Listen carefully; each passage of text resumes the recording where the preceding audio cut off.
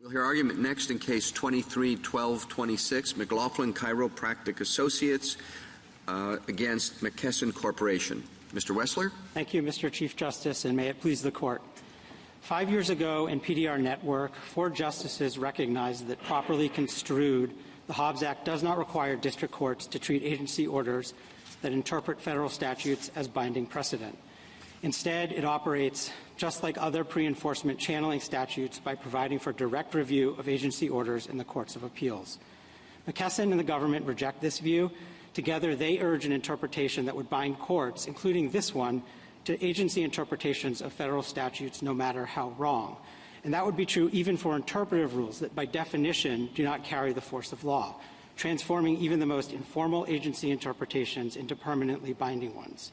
But none of the relevant markers, text, context, structure, and history support such a misguided and possibly unconstitutional reading of the Hobbs Act. The key phrase, determine the validity of, authorizes courts of appeals to determine whether an order is legally in effect. And a court does this by issuing a declaratory judgment that the order is valid or invalid.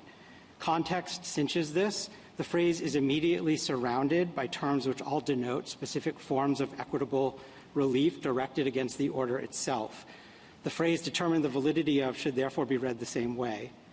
The Act's broader structure reinforces this understanding. From beginning to end, it establishes procedures designed to govern direct review proceedings, and elsewhere uses the phrase determine the validity of to mean a declaratory judgment. And finally, there's history. The Act was never intended to implicate actions between private parties. Instead, it was patterned on similar statutes established for the review of orders from other agencies that have never been thought to bind district courts. Consistent with the longstanding recognition that interpreting statutes is a job for the judiciary, this Court should construe the Hobbs Act for what it is, a commonplace jurisdictional provision that allows parties to obtain equitable relief directly against agency orders in the courts of appeals. I welcome the Court's questions. What would you do with the Port of Boston case? I think the Port of Boston case is different for a couple of reasons, Justice Thomas, but most importantly, in that case, both parties that were involved in the district court were also involved in the regulatory proceeding seeking a petition for review. And I think in that scenario, where you've got two parties that are specifically bound by an agency action, you've got normal estoppel principles, issue preclusion principles that would apply. But we're not really talking about a situation. That's not what the Court there said. The Court could have easily said that race collateral estoppel principles apply, but it didn't. It said, the Court said that the Act is explicit, that the district court was without authority to review the merits of the Commission's decision.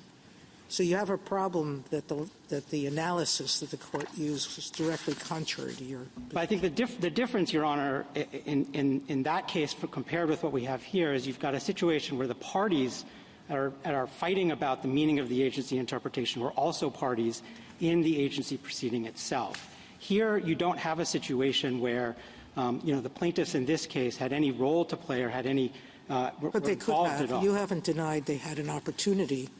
Well, we don't deny that in theory they had an opportunity. No, not in theory. This is an unusual case where the proceeding was actually in effect during the litigation.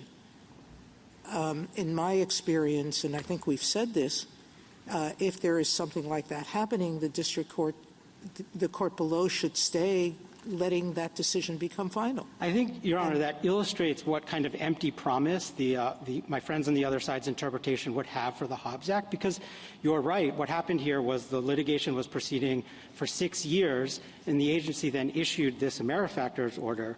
If, in fact, what was supposed to happen at that point was the parties in the underlying litigation were required to go and seek some sort of relief in front of either the agency or a petition for review, we are 6 years on from that point in time happening, and the agency hasn't actually resolved what one party had actually done in that case, which was to file for a reconsideration. And so I think, as the concurrences in PDR Network pointed out, that kind of circuitous route to judicial review doesn't really make very much sense, either if you look at the terms of the Hobbs Act text itself, or in practical sense. If, in fact, it's the case that a party could seek judicial review in some way, why not allow district courts to to provide that review in a case in which arises organically from just a claim that the statute has been violated. What do I do with the dictionary definition of validity?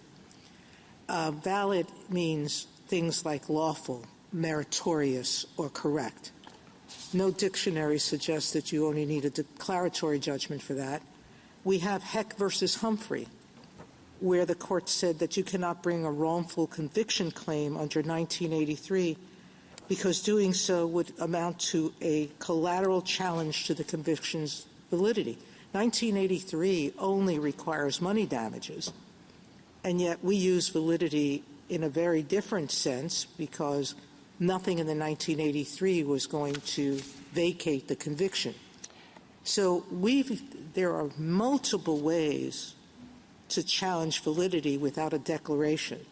Well, I agree with that, Justice Sotomayor, but I think that the phrase determine the validity helps provide, I think, clarity for what that term means in the context of 2342. It isn't just that a court is opining on the validity in a colloquial sense of the legitimacy or reasoning of the order. It's that it's finally resolving whether that order is valid or invalid. It was the same language in Yakis, and yet determined the validity.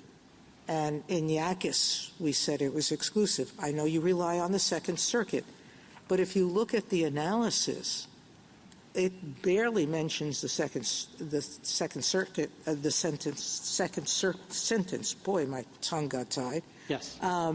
What it did was focus in on that language, determine the validity. Well, I respectfully disagree with how much it relied on the first sentence or the second sentence. I think it said those two sentences together lead to the conclusion that we reach in that case. And, you know, the key language there is... But we made that finding, and Congress, a few years later, uses exactly the same language, determine the validity, in this statute, the Hobbs Act. It does, but it doesn't use what I think is, in fact, the key language of the second sentence, which is not determine the validity, but consider the validity. And I think there's also another distinction, at least as a textual matter, between the language of the Emergency Price Control Act that was at issue in Yakis and here, which is if you look at where that language determine the validity is in the Emergency Price Control Act, it doesn't come – it's not included in a series of other terms that denote specific forms of equitable relief. And so, yes, the phrase determine the validity of is the same between the two statutes, but the context is different. I don't understand. When you have a sentence that doesn't say and, it says or. The equitable relief is set forth at first. It says has exclusive jurisdiction to enjoin, that's equitable, set aside equitable, suspend and hold in part. And it doesn't use the word and determine the validity of. It says or to determine the validity of. That's broader. That's intended to be broader. Well, I respectfully would disagree with that. I think it's different and distinct, but not necessarily broader. What I think is notable about the way that sentence is structured is you have the first three terms, enjoin, set aside, and suspend, all referring to some form of injunctive or coercive relief. The next phrase, determine the validity of, refers to something entirely different, albeit a form of equitable relief, but a declaratory judgment. Well, as I mentioned, or determine the validity of can be done in a variety of different ways. It doesn't require just a declaratory judgment. I think in the abstract, validity might lead a reader to think that that could be true, but I think read in context, what's going on in this provision, both with respect to the use of the term determine, but also that it's appearing in a list of other forms of equitable relief, that what the statute is trying to do is it's trying to provide something of an instruction manual for parties who are planning to seek direct review of an agency action. And it's saying for that kind of petition or proceeding where you actually want the agency order to be enjoined in some way or declared invalid, you can do that by filing your petition within 60 days in a court of appeals. But what it is not trying to do is forever bind courts in any garden variety, run-of-the-mill enforcement. It does seem to me that the word exclusive has a lot of power otherwise. Why do you say that it's forever binds? I guess if we have this mechanism in the Hobbs Act for people to challenge the agency order. I don't understand why you're saying it the agency's order forever binds. Well, I mean, you can take this case. The minute the agency issued this AmeriFactors order, the district court in this case said, I have no license to review whether the agency's interpretation of the TCPA is correct or not. Right, until the Court of Appeals hears that question per the statute. Well, of course, in this case, it may never hear It may not, but there is a mechanism for it to be corrected. I mean, the suggestion that the agency issues an order and the courts are suddenly divested of any opportunity to address its validity, I think, is inconsistent with the very provision we're talking about here, which allows for the courts of appeals to assess the validity. At a minimum, you agree that the courts of appeals can do that, right? Yes, with a maybe friendly amendment, which is not assess the validity, but to determine the validity once and for all. And I do think that there's an important distinction. No, I understand how your argument plays out. I guess what I'm just saying is it seems to me that we're just talking about a period of time in which the district court is hearing an enforcement action or whatnot, and the agency issues an order. And given the Hobbs Act, until the Court of Appeals determines the validity, the district court has to assume for the purpose of any litigation that it's before it that it is a valid order. I think we are using the terms determine the validity in different ways. I think what the Hobbs Act says and what it requires is that if you are seeking a petition for review to enjoin or actually declare invalid once and for all this agency action, then yes, you must bring that petition within 60 days in a court of appeals. But if what you want is just a district court to not apply this order in the context of the litigation Correct. That's before it. Correct. I appreciate that distinction. Yes. I understand it. Yes. What I'm suggesting is just the ultimate conclusion on your part that, or at least you said it at the beginning, that this somehow means that the courts never have a chance to get out from under the agency order, that the agency order will bind the courts forever, perhaps permanently, you say, and I guess I just don't understand that. Well, I mean, I think it comes up in a number of different contexts, but you could take, for instance, a set of consumers who would have no reason to ever think that an agency interpretation of the TCPA would matter to them. So the FCC could issue this AmeriFactors. Why wouldn't they? If we say that when an agency issues an order, unless and until the Court of Appeals determines its validity, all litigation that is ongoing related to that order is going to treat it as valid. Correct. Maybe I was unclear. My hypothetical was just imagine there is no case. The AmeriFactors order is issued. A party only has 60 days to file a petition for review under the Hobbs Act. So in 3 years down the road, if some consumers believe that a company has violated the TCPA, they are not capable or permitted to bring a petition for review. There's no equitable. No, this is a bar. And in that scenario, Your Honor, a district court under my friend's interpretation of this provision would have no choice but to enforce the agency's interpretation of the TCPA. Can I take you back, Mr. Wessler, to Justice Thomas's initial question about the Port case and about Venner, and ask you to tell me what your reply brief means with respect to those cases? Because what you say in your reply brief is that those cases stand for a kind of anti-circumvention principle, that we're not going to allow people to evade the Hobbs Act. And you say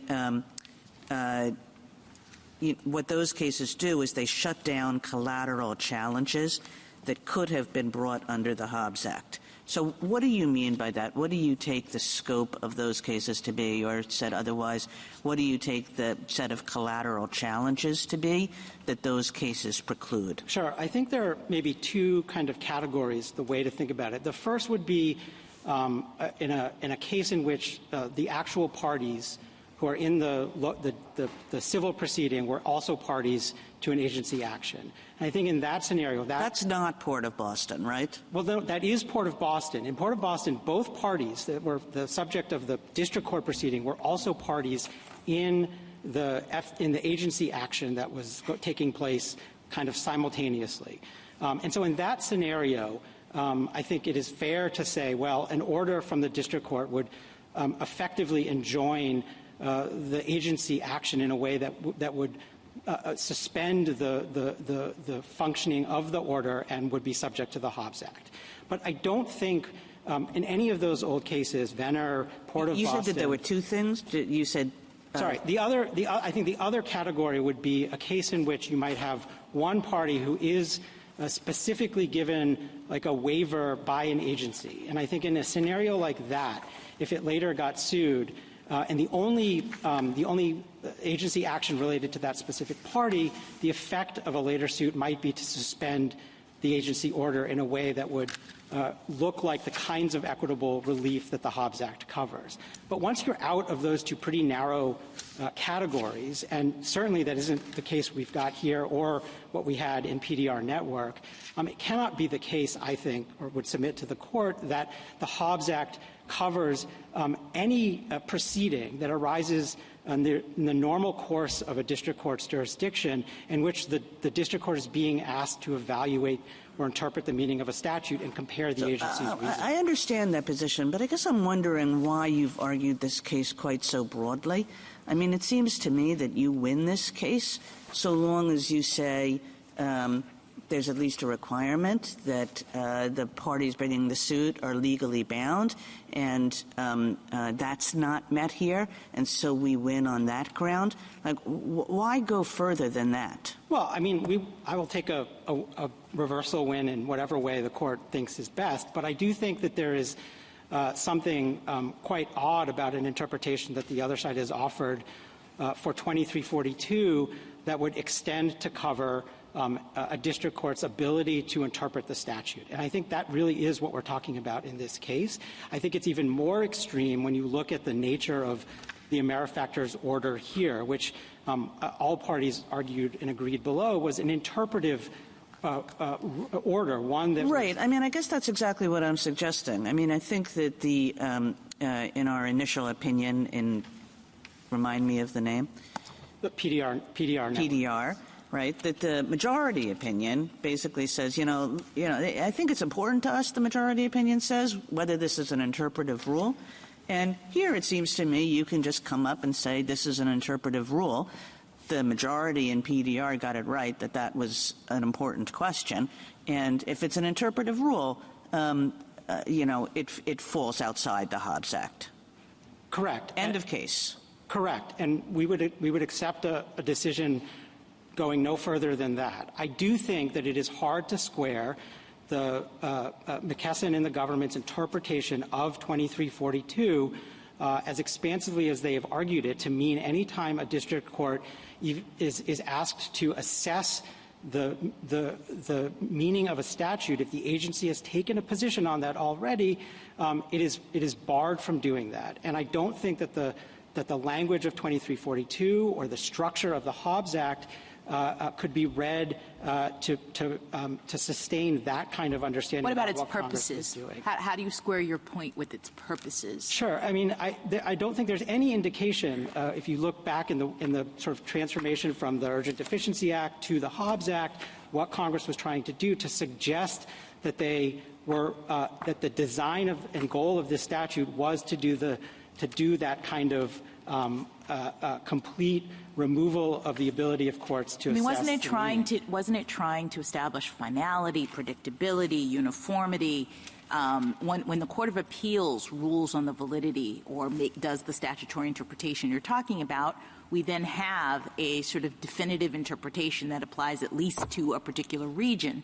It seems to me that to say that the court or that the Congress was still trying to preserve the district court's ability to make, essentially ad hoc determinations within the context of each of its cases flies in the face of the idea that they were channeling exclusive jurisdiction to determine the validity of the agency's interpretation in the Court of Appeals. Yes, but we may just disagree on what determine the validity in this context means, because I agree with everything you just said, but I think it is tailored to a specific kind of remedy for parties who are adversely affected by But why does the orders. remedy matter? If you agree with my premise that what Congress was trying to do was get a rule out there that is being consistently applied, then it really doesn't relate to the remedy. It relates to the merits of the party's claim that this is a valid or invalid interpretation, and it wanted the Court of Appeals to make that decision. I disagree with that. I think what Congress wanted to do was to create a streamlined process for obtaining quick review of agency actions that would either uphold them throughout or strike them down and invalidate them. But what it was not trying to do, and we know this, I think, for a couple of reasons, was to extend the Hobbs Act's coverage further to foreclose district courts in the mine run case from even evaluating whether the agency's interpretation of a statute is correct. And we know that, I think, there are a couple of, I think, indicia. One, Congress had, as we discussed earlier, it had YACIS and the Emergency Price Control Act out there when it was enacting the Hobbs Act. And it did not integrate into the Hobbs Act the key second sentence of that statute, which had been interpreted along with the first sentence to have this result. But I think just as significantly, we know, and the concurrences in PDR Network pointed this out, we know that Congress knows how to accomplish, I think, what Your Honor is suggesting, which is to eliminate the ability of district courts to provide any judicial review in an enforcement proceeding over an agency interpretation of a statute. We see that in the environmental statutes. There are 3 or 4 of them.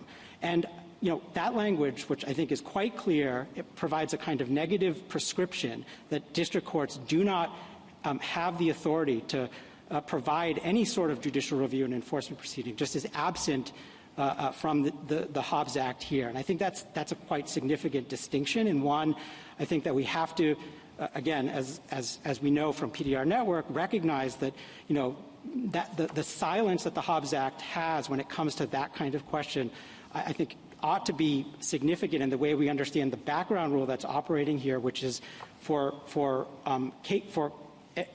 claims that don't fall within one of these channeling statutes. A district court is always free in that context to assess the reasoning of an agency's interpretation and interpret the statute itself. And I think the Hobbs Act, because it didn't foreclose that kind of judicial review that we see from other statutes, means that district courts must remain free to be able to do that in a case like this one or like in what we had in PDR Network. Mr. Wessler, I'm struggling a little bit with the off-ramp you were discussing with Justice Kagan.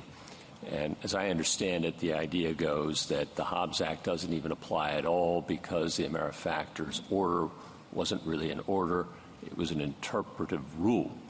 But it was an adjudication, and there was a final order issued in that administrative adjudication.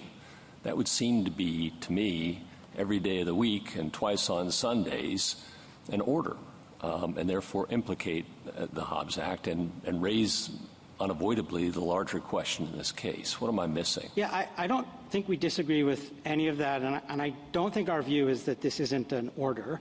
I think just because, the other side has said, well, it's an adjudication, and so somehow that doesn't implicate whether there's an interpretive or legislative rule. I know what an interpretive Yes. rule looks like, and it doesn't look like an administrative agency order to parties in an adjudication. Right. At least that's what I had always understood, but maybe I'm missing Right, something. although what we have in this order, it is an adjudicatory order, but we have in this order as an agency simply advising the public of its view of the meaning of a specific phrase in the TCPA. And so, I do think... And you don't understand that as binding on you, correct? Correct. Oh, it's not binding on you, but it's binding, isn't it? Well, we wouldn't say it's binding. It's just a piece of paper in the world? Yes, it would be like an informal guidance offering a view of a statute. We don't think that there actually carries any binding significance. And so I think you were asking about an off-ramp. I do think that in that way, what a district court in a garden variety, civil case could do is it could simply ignore the order. That's not how the Court of Appeals understood it. Certainly not. Certainly not. But we think that if in fact the court wanted to, move in this direction, it wouldn't be determining the validity of anything because the order is non-binding by nature because it's interpretive. Now, the Ninth Circuit, is the only circuit that we're aware of that has adopted an understanding of the Hobbs Act that renders the classification between interpretive and legislative rules irrelevant. In the Ninth Circuit, it does not matter. Any order that is subject to the Hobbs Act immediately withdraws jurisdiction from the district court to do anything. And I think I would submit to the court that just cannot be right, because it does mean that even non-binding informal guidance is capable of binding district courts. Counsel, the problem I'm having with your interpretation is I don't even know why they gave jurisdiction to the agency at all to do anything. Meaning, Justice Kavanaugh expressed a concern that if a defendant could not challenge an agency's order in an enforcement proceeding, that might be unfair or even raise due process concerns. But your interpretation means that if a regulated party seeks an agency order to determine whether its conduct is permissible, it asks the agency for that. It relies on that order to send the e-faxes, and it's still liable for treble damages to any plaintiff who wants to come in and say, even though I had an opportunity to challenge this interpretation before the agency, I didn't have to bother. I could just wait and sue anyone who followed the agency's order. Correct? Well, a couple of that's the downside. A couple of responses to that. I mean, first, I do not think that a defendant would necessarily be on the hook in that scenario for treble damages, because that does the treble damages provision of the TCPA requires or there is a built-in reasonable reliance. But it still would be liable. But I do think you're not wrong to suggest that there might be some reliance interests at stake here. I do not think those can overcome what the text of this statute means. I also think that unless we believe that the Act, by giving an out to people who didn't have an adequate opportunity for review, that's the out. Well, I don't think that it was that it intended to make these orders final unless overturned by the Court of Appeals. May I answer? Yeah. With respect, I do not think adequacy is a sufficient safety valve, and I think that's true for at least two reasons. The first, Your Honor, is that this Court has never taken a position on what adequacy in the APA means. I do not think that the point of a jurisdictional statute would be to invest district courts in all of these cases from assessing the specific circumstances of when individual parties in their case may or may not have known about a particular order that would have given rise to a Hobbs Act claim. And I also think it begs a question, exclusive jurisdiction to do what, which in this case we would submit the Hobbs Act only requires for petitions that are directly challenging agency actions.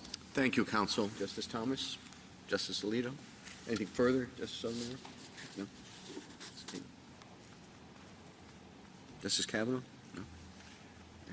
Justice Jackson? Okay. Thank you, counsel. Thank you. Mr. Palmore? Thank you, Mr. Chief Justice, and may it please the Court. The Hobbs Act's text, history, precedent, and purpose all support the conclusion that the lower courts here could not impose liability on McKesson for engaging in conduct that the FCC said did not violate the TCPA, where plaintiff concedes it had adequate opportunity for judicial review under the Hobbs Act. The statutory text and structure show that a Hobbs Act court's exclusive jurisdiction to determine the validity of an order means it alone can evaluate whether the order is correct. If Congress had wanted to limit this exclusivity to declaratory judgments, it would have done so expressly. Instead, Sections 2349 and 2342 together show that the Hobbs Act court has exclusive jurisdiction not just over remedies against the order, but also over evaluation of its merits. And that is exactly how this Court interpreted predecessor statutes, whose terms and precedent Congress incorporated into the Hobbs Act. Under both the Urgent Deficiencies Act and the Emergency Price Control Act, this Court construed those statutes to bar collateral review in enforcement and private party disputes, even when no declaratory judgment or other relief was sought against the order. And consistent with that precedent, Justice Thomas, the Court in Port of Boston interpreted the Hobbs Act's exclusive jurisdiction to mean, quote, review the merits. And on that understanding, it barred redetermination of the same issue decided by an agency in a private payment dispute. again, where no declaratory judgment or relief against the order was sought, and whether or not the party participated before the agency. Finally, the Hobbs Act's purpose of establishing finality, certainty, and reliance would be undermined by petitioner's position that an FCC order, even if affirmed under Hobbs Act review, could forever be subject to second-guessing in state and federal courts all across the country. I welcome the Court's questions. So as I understand you, if a case, if this case were to come before a district judge, an order before a district judge, and the district judge says this is the most ridiculous opinion I have ever seen in my many years on the bench. However, I have no authority to review it. You don't see a problem with that.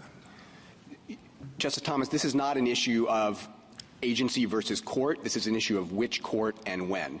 And I think it's important to emphasize how it's still, you have the same, you have a collateral attack, you have a disagreement between two parties, they're in court, and the district judge says, under the Hobbs Act, I have no authority, even though I can see this order is ridiculous. That's because the Hobbs Act court has that authority. And if the order is ridiculous, the Hobbs Act court will reverse. And I think it's important to emphasize page 4 of the cert reply says petitioners asked this court to decide the question presented on the assumption that they had a prior and adequate opportunity for judicial review under the Hobbs Act. So the issue about delay and long ago orders that were presented in PDR is not presented here. Do you concede that if they didn't have an adequate opportunity that we would have the problem that petitioner raises here?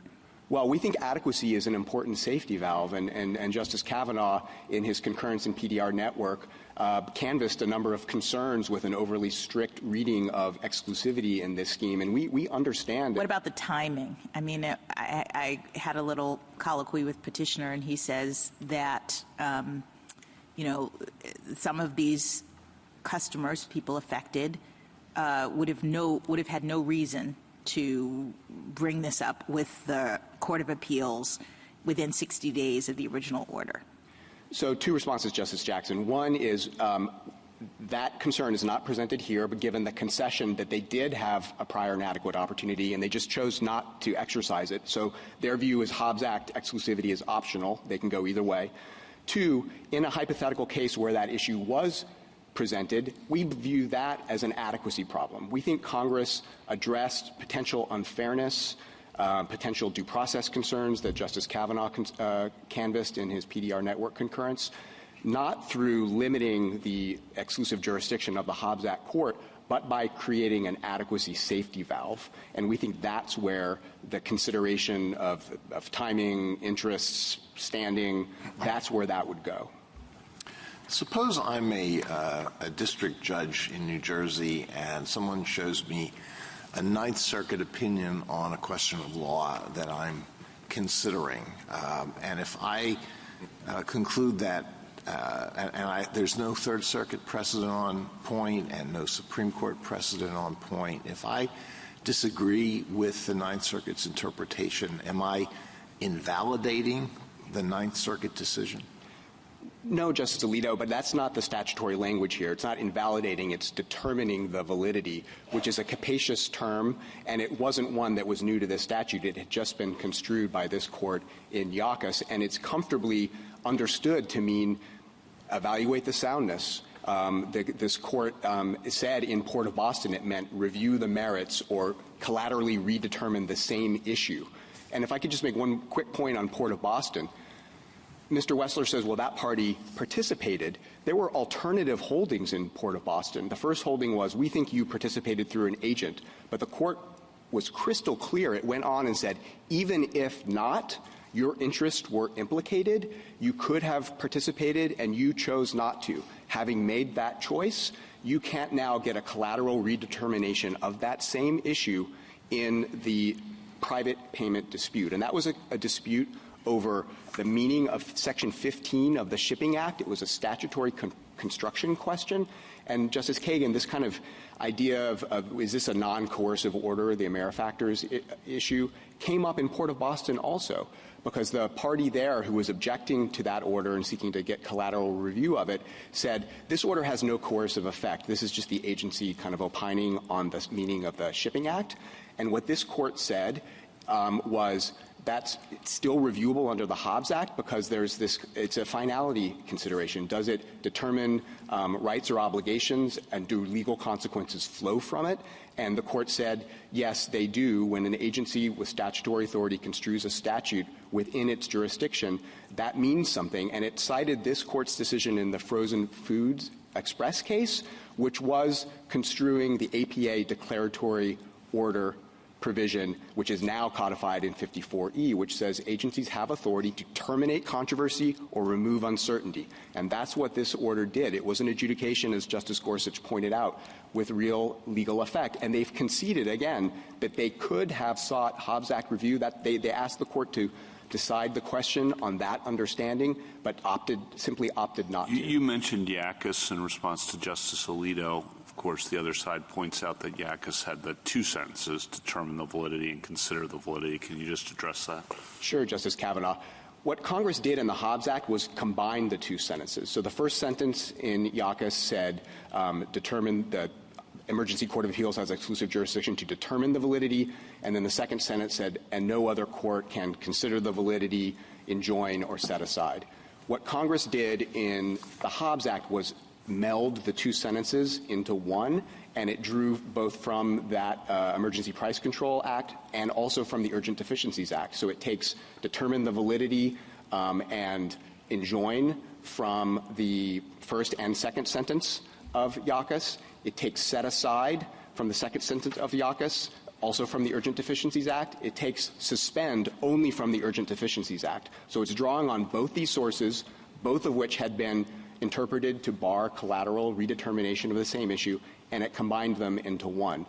To the extent that my friend is saying that the second sentence is necessary, Congress can provide exclusive jurisdiction to a court without stating the necessary implication. It can, of course, choose to do that if it wants to, that exclusive jurisdiction over A means other courts can't exercise jurisdiction over A. But there's no rule I'm aware of that they have to proceed that way. And I think given the old soil principle, the way that this language was construed in Port of Boston, that determine the validity has the meaning that we and the government are suggesting. Yackas was a very harsh decision rendered in a wartime atmosphere based on particular facts in a particular statute. And you want us to read an awful lot into it. Why should we do that? Justice Alito, you are, of course, correct that Yackas was a World War II statute, but I think it's important to emphasize that the discussion of the wartime exigencies was only in the due process part of the decision. It was not in the statutory construction part of the decision, which is what we're relying on here, and that makes sense. The meaning of statutes don't change depending on whether the country is at war or enjoying peace.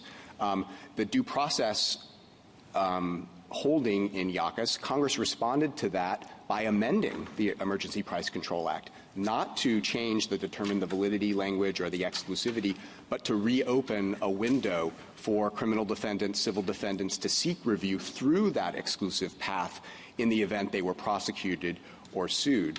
And here, of course, what you describe as the harsh result in Yackas is avoided, we believe, by Section 703. 703 was not on the books at the time of Yackas. It was enacted 2 years later and before the Hobbs Act. And so Congress adopts the Hobbs Act knowing that 703 is there, and we believe it provides a very important safety valve. I'd like to ask you a question about 703, your view of 703. Of course, it's not in the Hobbs Act, but you're interpreting the Hobbs Act in light of it. I understand that. It seems to me we have two choices, basically. One, recognizing that there's an order here, as indeed there is. You can say, well, on the one hand, the Hobbs Act doesn't preclude the district court from saying this is the craziest decision I ever saw because it's not undermining that order in any way. It's just adjudicating the rights of the parties presently before the court. That's one option. Second option is to say, yeah, it's still sort of affecting that order in some way. But no worries if you didn't have an adequate opportunity to challenge it. And that's what you're asking us to do. Are we going to then have a jurisprudence of adequacy? And if so, what does that look like for parties who weren't alive at the time of the administrative proceeding, for parties who wish to present different arguments than was considered by the agency at the time, for parties with different factual circumstances than those that the agency may have had in mind at the time it adjudicated the case before it? Thoughts? Sure, Justice Gorsuch. I'll give you some thoughts. I mean, I think I would emphasize at the outset that issue is not presented here because adequacy is conceded. I understand that, right? but you're asking us to open a new door and create a jurisprudence of adequacy, and I just want to understand what it would look like, because I think those are our two choices in this case, right, that I outlined at the very beginning of my question. Well, right. You can enforce what we believe to be the proper reading of the Hobbs Act, bracketing that adequacy exists for hard cases. Or simply say... Or we could lose, right, on the Hobbs Act. Those are the two choices, but if we buy yours, what does this jurisprudence of adequacy look like? Well, I think that there are a couple data points already in the court's cases. So PDR Network, admittedly not a definitive holding, but it remanded for consideration of adequacy, and we understand that to be a response to the defendant's argument there that they would have had no interest in participating at the FCC or seeking Hobbs Act review at the time that order issued. And the court viewed that party-specific argument as a possible adequacy issue. We think Port of Boston, although it's not citing 703, is consistent with that because it looked at the specifics of that party and it said you had every interest in participating and you didn't. So what I think it'll wind up doing is saying for the people who are really closely tied at the moment, who could have been there or were there, and kind of a collateral estoppel sort of idea. But I don't know what it means much beyond that. 5 years out, 10 years out, different people, different arguments, different facts. We're just going to wind up in the same place? Well, Justice Gorsuch, we think Congress was balancing two competing interests here. It was balancing finality, reliance, what this court called in Corner Post the kind of finality-focused orientation of the Hobbs Act, with, we think, fairness and due process concerns. And so Congress is, of course, not required to pursue all its objectives to the ends of the earth. It can balance them, and we think that that's what it did here. But I think what I'd emphasize is even if there was some work to do in future cases, that would all be work to do about the meaning of adequacy, because that's... I understand that, but if finality is so important, and it turns out that your interpretation doesn't do much to advance finality beyond a few parties presently, what do we hear about? Well, I think it would. Justice Gorsuch, of course, here, again, adequacy is conceded, so the court doesn't really have to get into that. But you alluded to this yourself. I mean, the FCC operates in a this is a highly regulated industry. You have an amicus brief from some of the major trade associations who are repeat players. They have armies of people who follow what goes on at the FCC. They engage in litigation. Those folks are unlikely to be able to make any kind of adequacy argument, and they're the ones who are often engaged in this litigation. But we think Congress allowed a safety valve. But then we're going to have the corner posts of the world who are going to come in and say, I wasn't alive, I wasn't there, I wasn't in business. And we said the statute of limitations allows them to file their claims. That's got to mean something, right? Well, perhaps so, Your Honor. So I guess in our conception, and the government has a different view on adequacy, which is probably a less capacious view. Substantially, I suspect. Substantially, right. We have more of a, we believe it can be more party-specific. But I think it's important to emphasize the implications of petitioner's view, right, is that a party could go to the agency, say, I want to send faxes to online fax services, get a declaratory order, which is like a declaratory judgment. Someone wants guidance. They want a ruling before they act at their own peril. The agency could say, that's right, that's not covered. That could be affirmed by a court of appeals under the Hobbs Act. Then years later, they could be exposed to liability in a federal court, in a state court, for having relied on and sent the faxes that the FCC in a Hobbs Act affirmed order said was permissible. We think that... Yeah. Sorry. Mr. Pamela, can you speak to petitioner's argument about interpretive rule? Do you agree that this is an interpretive rule? Absolutely not, Justice Jackson. This is an adjudication. It's not a rule of any kind. It's an adjudication. And in 5 U.S.C. 554E, Congress gave agencies authority to issue declaratory orders with like effect as to other orders to terminate a controversy or remove uncertainty. And that's what it did here. The FCC, like many other agencies, based on this Court's decision in Chenery 2, in the NLRB versus Bell Aerospace, often announces kind of broad things that look like rules through declaratory orders. It did it here with notice and comment rulemaking. And you consider this to be binding then? Yes, it's binding. It's binding because the FCC was not just deciding a dispute between two particular parties. It was applying the statute to a particular technology, which was these online So, cloud I mean, services. suppose that I think that you have some good arguments about why it's not just suits asking for declaratory judgments that fall within the Hobbs Act, but that you at least have to have a suit that's challenging an agency decision with the force of law, that that's a necessity to fall within the Hobbs Act. You think that if that's the rule, you're covered? Absolutely, and I think Port of Boston stands for that proposition. Port of Boston, again, if you look at the relevant parts. So do you think that that should be the rule? Yeah, you don't have to have a declaratory judgment, but the only thing that the Hobbs Act is talking about is challenges to agency rulings with the force of law. The Hobbs Act just excludes anything that doesn't have the force of law. I think that's right. So the SG cites in their brief a Seventh Circuit decision called the American Trucking case, which was ICC report, where the ICC was just kind of opining on some things. And what the Seventh Circuit said was that's not a Hobbs Act reviewable order because it has no legal consequences. It doesn't determine rights or obligations. So it's not a Hobbs Act order, so then there would be no preclusion. So but then I take it that you're actually agreeing with Mr. Wessler more than I maybe thought you were, but disagreeing just as to what this ruling does and what it is. In other words, you're saying, yeah, we too agree that if you're talking in the land of interpretations, you're outside the Hobbs Act, but you think that if we limit the Hobbs Act coverage to rulings with the force of law, you think you're in, Mr. Wessler thinks you're out. I want to be careful in how I answer this. So interpretation is being used in multiple different ways here. Of course, agencies always are interpreting statutes, including when they issue legislative rules. They're creatures of statute. Yeah, but we know what binding decisions are and what Right. they're not. And I take Mr. Wessler to be essentially saying there is the decision that you're challenging is not binding on you, and that's at least one reason why you don't have a good argument under the Hobbs Act. So a couple points, Justice Kagan. We think an order is either in under the Hobbs Act or it's out. It's either reviewable under the Hobbs Act or it's not reviewable, and then this exclusivity discussion we're having is inapplicable. They've conceded in footnote 2 of their reply brief that this is a final order reviewable under the Hobbs Act. So our point is there may be some things agencies do that have absolutely no legal consequences that are not reviewable under the Hobbs Act at all, and then we wouldn't be having this discussion.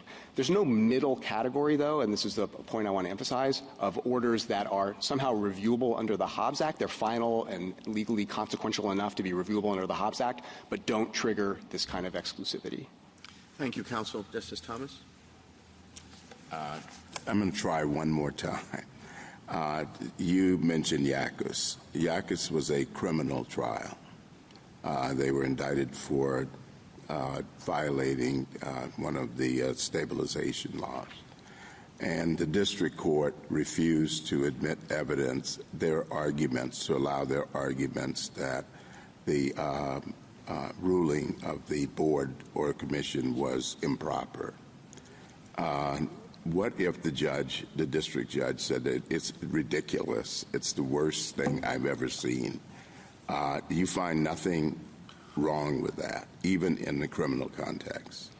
Well, I don't think of course, this is not a criminal case. But you're relying on Yackus. Well, there's a due process holding in Yackus that is as you describe. we don't need to rely on the full extent of that Yackas due process holding. We're the defendant. We're the ones wielding an agency order that says that what we did not violate the statute. And the other side is trying to impose liability on us. So the situation is flipped. The due process concerns, and I completely understand them, and Justice Rutledge wrote about them at length, although he tethered his discussion to the criminal context. None of those issues is applicable here. Justice Alito? The problem with the other side's argument is that unlike corner posts, where the new entity went and, as it has a right to do, to challenge the order completely they could do a petition for reconsideration, correct, before the commission? Yes, Your Honor. They can file a petition for a declaratory judgment in a circuit court, correct? A declaratory ruling at the agency, right, and then they could get Hobbs Act review. Exactly. Yes. So now, if we don't do something like this, people can just ignore agency final orders because they can't be, if they think they got a good argument, they might as well just go ahead and do it. And because the agency ruling will have no effect on them. I think that's right, and the Hobbs Act is somewhat unique, as this court in Corner Post described it. It's unique in having this marrying of exclusive and determine the validity, and Congress really wanted finality in this situation. And again, in a case like this one where the party has conceded that it could have sought judicial review, and it said that was a reason why this was a good cert vehicle, their position would basically turn Hobbs Act exclusive review into an option. A party could decide to do it, or they could decide to kind of hang back and wait and see if it mattered to them down until the road. Somebody sued them, the government or... Correct. Justice Kagan? Justice Gorsuch? Just one question in response to Justice Kagan. Force of law, do you think that, or what do you think that means? The best I can do, Justice Kavanaugh, is to use this court's words. I mean, does it determine legal consequences, or determine rights or obligations, or do legal consequences flow from it? So that's what this court in Port of Boston said when the same kind of argument was made. Well, this isn't a coercive order, and of course that became the kind of the formulation in Bennett versus Speer. There's a lot of debate down the road. A lot of debate and application about particular things, whether they have the force of law, isn't there? Well, perhaps, but I think the FCC declaratory orders are quite common. They're done through notice and comment rulemaking. They have, for decades, resulted in Hobbs Act review. This court's decision, the City of Arlington, was a declaratory ruling. So the agencies can and do kind of broadly applicable things through this font of their authority. Thank you. Justice Jackson? Was the character of this order as interpretive or otherwise addressed by the lower court? It was, yes. This issue was joined, and the Ninth Circuit held it was an adjudication. It did not hold that it was an interpretive rule. It said this is an adjudication, and that was actually critical. Well, I thought legislative versus interpretive was the fault line. So there's legislative and interpretive is kind of over here, and then there's adjudication over here. And what the Ninth Circuit said was this is an adjudication. And that was critical to one of its holdings, which was that it applied retroactively, because that's what adjudications do. And so that was the holding below, that this was an adjudication, not that it was an interpretive rule. And the petitioners never explained in the cert petition or anywhere else why the Ninth Circuit was wrong in what it said, other than to say, well, this was an adjudicatory order kind of interpreting the statute, but that's a different use of the word interpretive, because agencies always interpret statutes. Thank you. Thank you, counsel. Mr. Garnieri? Mr. Chief Justice, and may it please the Court. The Hobbs Act precludes collateral attacks on covered agency actions in district court, even in suits between private parties. The Act does so by conferring exclusive jurisdiction on the courts of appeals to determine the validity of covered agency actions. Now, petitioner contends, as you've heard this morning, that determining the validity of an order refers only to entering a declaratory judgment finding that the order is valid or invalid. That reading of the Act is inconsistent with its plain language, purpose, and history, and with this Court's precedent, particularly the Port of Boston case, which we refer to as transatlantic, which I still don't think petitioner has provided an adequate explanation for. If you accept petitioner's view, that would mean that a regulated party could obtain a final order from the FCC determining that some particular course of conduct does not violate the TCPA. That order could be upheld on direct review by the Court of Appeals under the Hobbs Act procedures, and a private plaintiff could nonetheless go into district court, sue the regulated party, and ask the district court to disregard the agency's order and impose liability. That is not how the Hobbs Act has ever been understood to work, and we ask this court to reject that interpretation. I welcome the court's question. Does that take you as far as the court Yackas? I think, at least with respect to the statutory interpretation piece of this, yes, and that's no accident. Congress was clearly drawing on the language that this court interpreted in Yackas.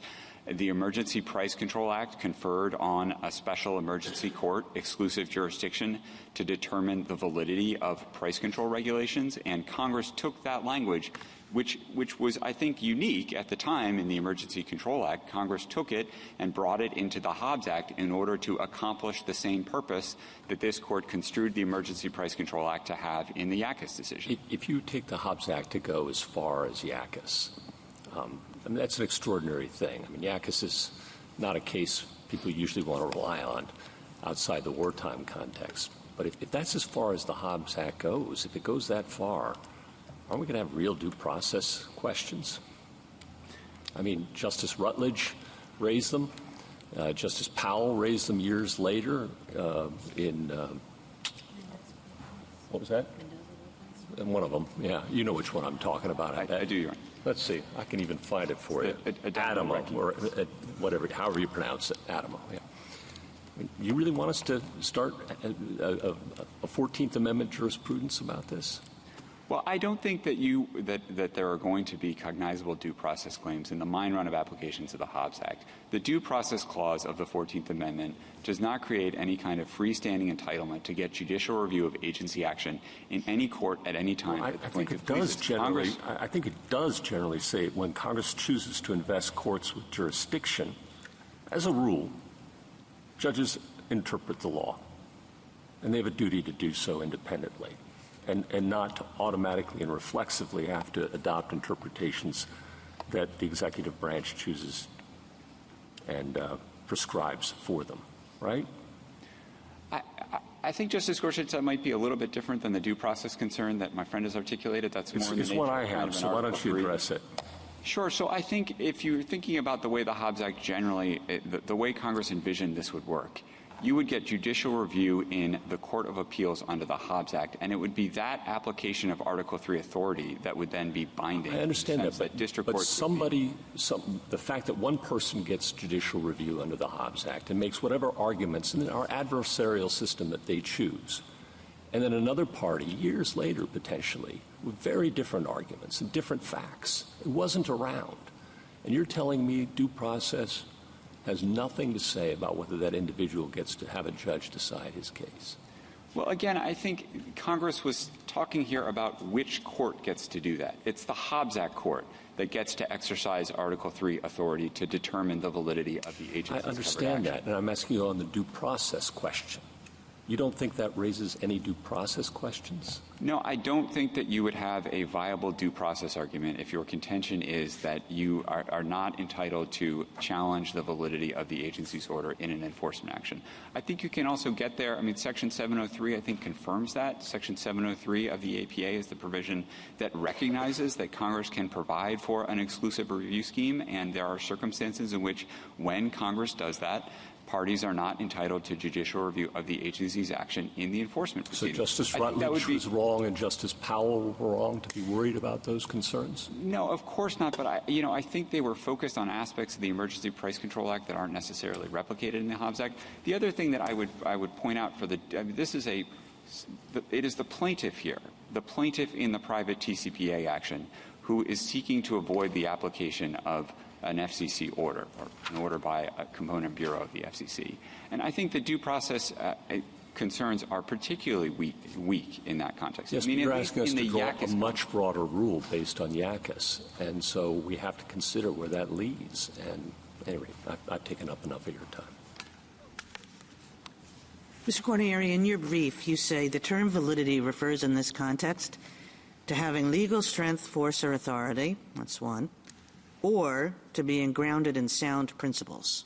So suppose I agree with the first half of that validity does refer in this context to having legal force, but that I don't agree with the second half, that it just refers to is the ruling grounded in sound principles, that what we're talking about here under the Hobbs Act is a challenge to the legal effect of an agency order, not the sort of hazy challenge to, like, did the agency have sound principles?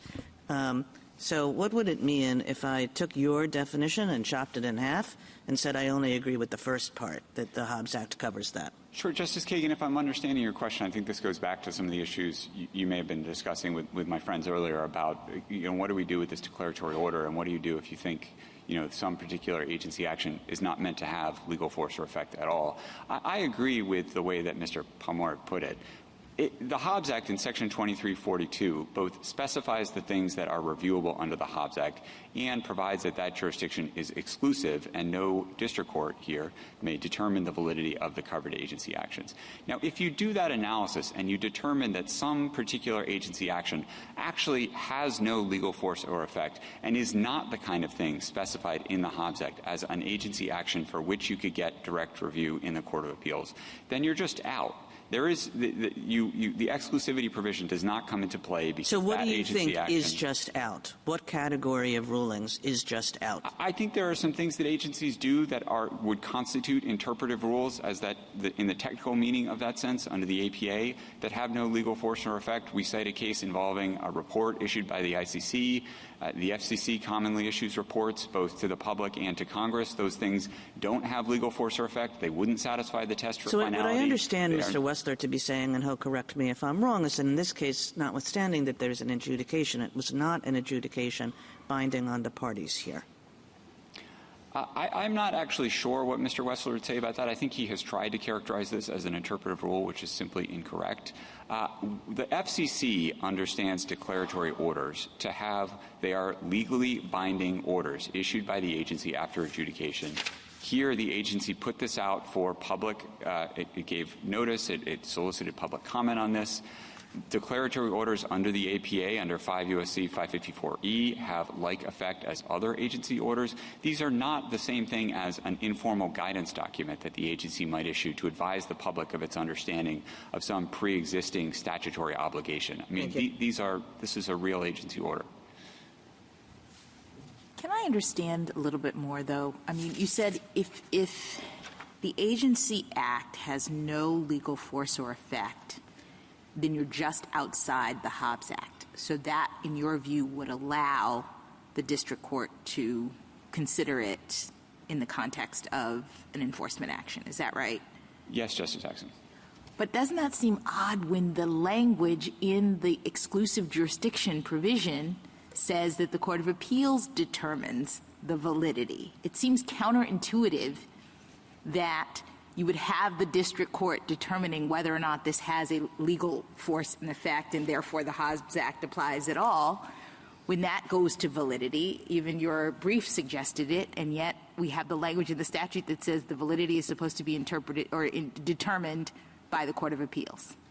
Well, Justice Jackson, the statute says that the Court of Appeals shall have exclusive jurisdiction to determine the validity of, and it's followed by an enumerated list. And the enumerated list specifies various statutory authorities exercised by agencies like the FCC.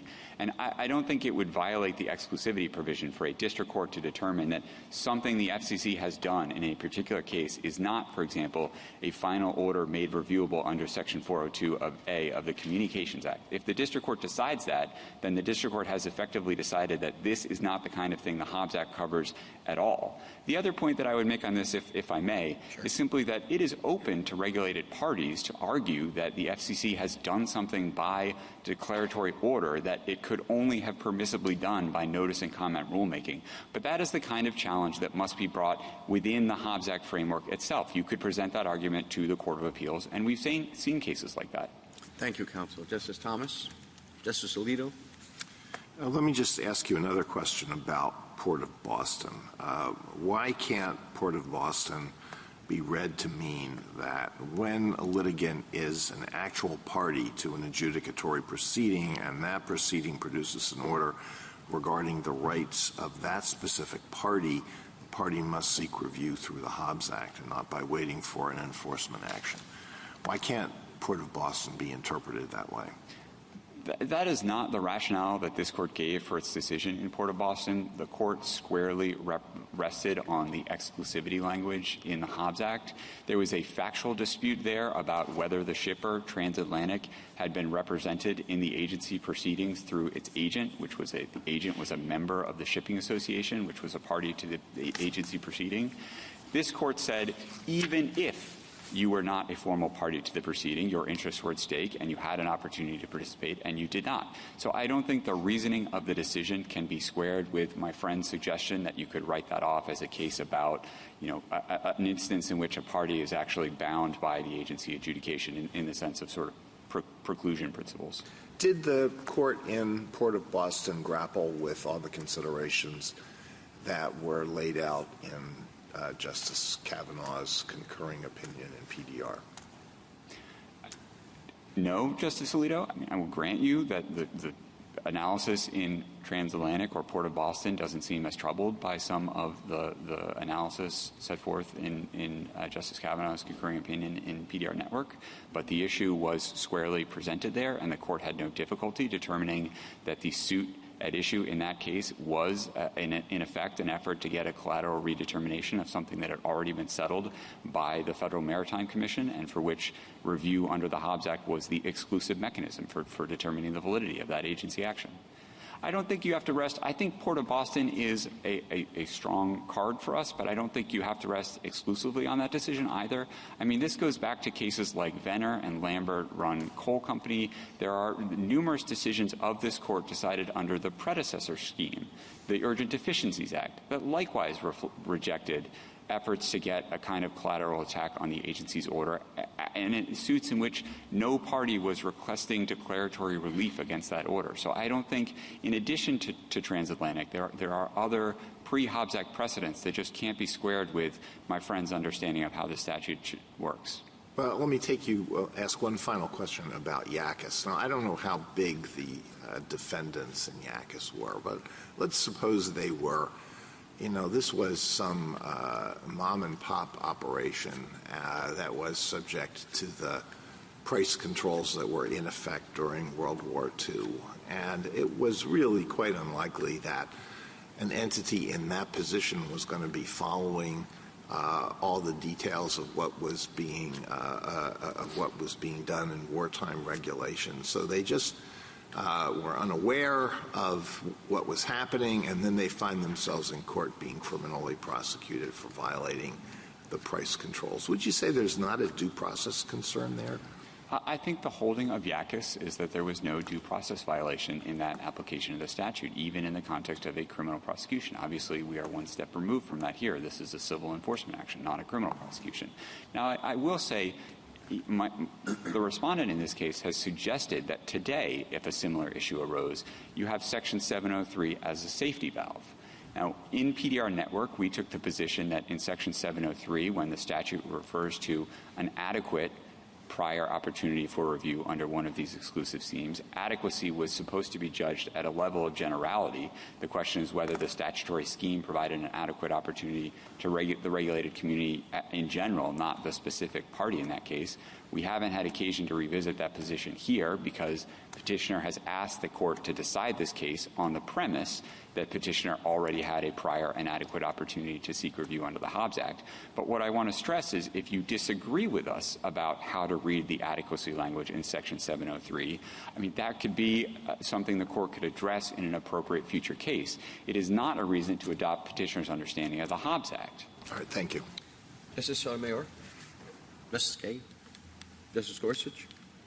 Just one quick question about Port of Boston. You emphasized that the Transatlantic there wasn't a party to the administrative proceedings, right? Yes, although I think there was a factual dispute in that case about the extent to which it should be. Didn't the court expressly rely on the fact that Transatlantic had been represented before the commission? No, Your Honor. I think if you look at the final paragraph of it was, in fact, represented before the Commission and has previously made numerous claims to party status. In the petition for reconsideration filed with the Commission, it asserted that it had been represented in the administrative evidentiary proceeding through its agent. Yes, Justice Gorsuch. That's but I think part of the holding of the court, right? I entirely agree. The court was engaging in two alternative analyses, alternative holdings. I think I heard Mr. Pomare use that phrase earlier. I entirely agree with you that the court was saying that Transatlantic was trying to have it both ways. They had claimed party status before, now they were disclaiming it. If you look at the next paragraph of the court's opinion, there is a clause that says even if Transatlantic was not a formal party, it does the exclusivity analysis applies the same way. It says that because it had every opportunity to participate before the Commission, and not in the abstract, in the sense that it did, and just discussed in the prior paragraph. It's not that somebody could have come in. It's that these people did come in. That was bound up in the court's analysis, wasn't it? Yeah, I think we would say the same thing about a party in McLaughlin's shoes. McLaughlin had every opportunity to participate in the agency proceedings and chose not to. And I think the analysis would look the same way. Justice Kavanaugh? Justice Barrett? Justice Jackson? No. Thank you, counsel. Rebuttal, Mr. Wessler? Thank you. Just a few brief points in rebuttal. The Hobbs Act's grant of exclusive jurisdiction simply means that a district court may not entertain a petition for review of an agency action subject to the Act.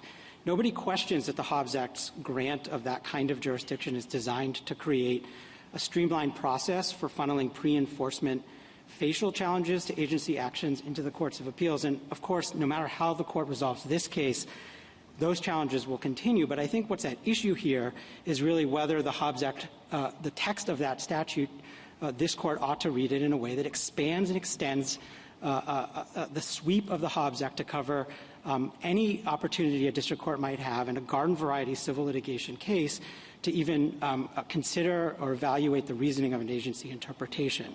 I think that can't be right, as we've explained it, based on both text, structure, and history of the statute. I think, to your point, Justice Alito, yes, Port of Boston, I think, distinctly different from what we've got going on here because it involved parties who, Justice Gorsuch, as you noted, were themselves directly involved in the agency proceeding. That isn't the kind of proceeding that we have here in which the FCC has issued a declaratory order that only one party sought. So in this case, you have AmeriFactors, a company seeking a declaratory order. There are no other parties, nor could there be for purposes of this agency action. And I think that's significant because the only opportunity that a party in the plaintiff's shoes in this case would have had they wanted to try to challenge that interpretation would be to do what another party did, which is to file a petition for reconsideration in front of the agency. That is an empty promise of judicial review, as Justice Kavanaugh, you pointed out in your concurrence in PDR Network, because that petition for reconsideration of the FCC's AmeriFactors order has been pending for more than 5 years. I think what you heard from my friends on the other side was perhaps a backing away of a view that the Hobbs Act covers interpretive orders along with legislative orders.